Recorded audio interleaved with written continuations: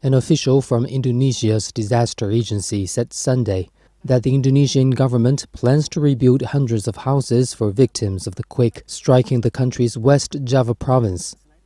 Suharyanto, head of the National Disaster Management and Mitigation Agency, said the construction will start next week on a 2-hectare land. A total of 200 units of houses will be rebuilt in the new location. The official said the government will provide financial assistance of up to 50 million rupiahs for reconstruction of houses that have been severely damaged but are still eligible to be rebuilt in their original location. The government will provide 25 million rupiahs to quake victims whose houses were moderately damaged and 10 million rupiahs to those whose houses got minor damages. As of Sunday, the death toll of the quake hitting West Java rose to 321. The quake destroyed 62,628 houses.